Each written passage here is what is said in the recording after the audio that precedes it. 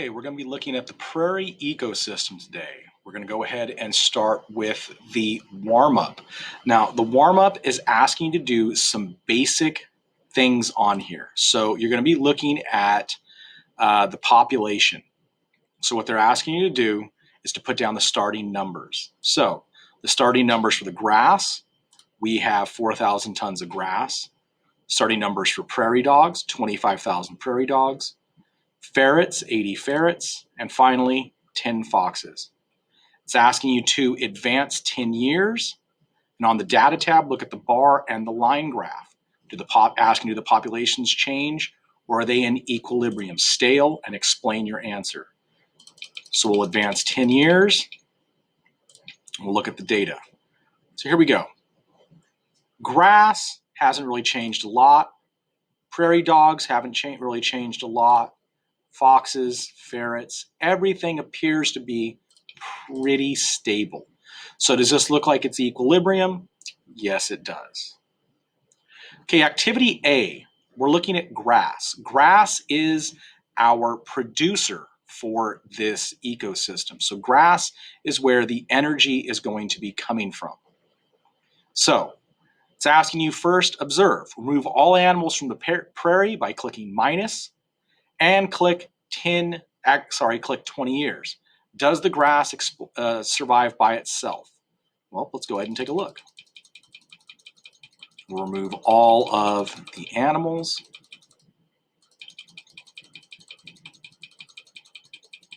And we advance 10 years.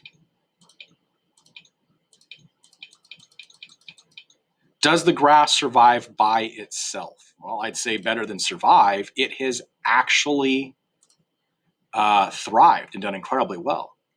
So predict. Predict what will happen to the prairie dogs, ferrets, and foxes if half the grass is removed. So remove half the grass, and then you'll go through. You're going to predict what's going to happen. You will then go through and do the experiment. We'll go through and do that now. We're going to click advanced twice. Okay.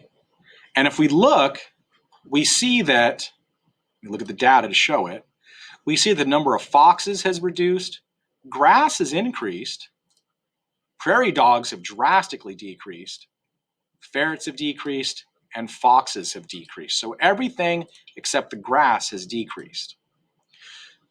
So then they're asking you to think about what will happen in advancing years, and then you're going to test your prediction by advancing 20 years and seeing what has happened.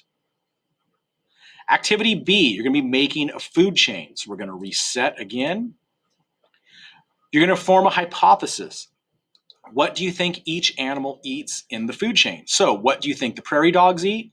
What do you think the ferrets eat? And what do you think the foxes eat? Okay, so you'll put your prediction right here under P. So you think, let's see, this is going to be where you're going to be putting down what do you think is going to happen. So based on your hypothesis, if you add prairie dogs, what's going to happen to the grass? What's going to happen to the ferrets? What's going to happen to the foxes? Okay, this is your prediction, P. Then you're going to look at if you add ferrets. Okay, if I add ferrets, what's going to happen to the grass? What's going to happen to the prairie dogs? And what's going to happen to the foxes? You'll put increase or decrease. If I add foxes, what's going to happen to the grass? What's going to happen to prairie dogs? What's going to happen to the ferrets? Okay, now 3 is where you're going to actually start testing it. So you'll click reset. Everything's back to normal. You'll add as many prairie dogs as you can, and then you'll check it.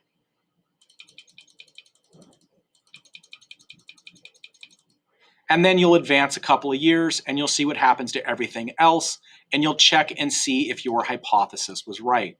You'll then do the same thing with ferrets and the foxes, checking if, for instance, with prairie dogs, if we add all the prairie dogs, what actually happened to grass, what actually happened to ferrets, what actually happened to foxes. Okay, and then explain. This is question 4 is where you're looking at what animal actually eats. And you're going to explain how you know what prairie dogs eat, what ferrets eat, what foxes eat. And finally, question 5, you're going to be making your food chain.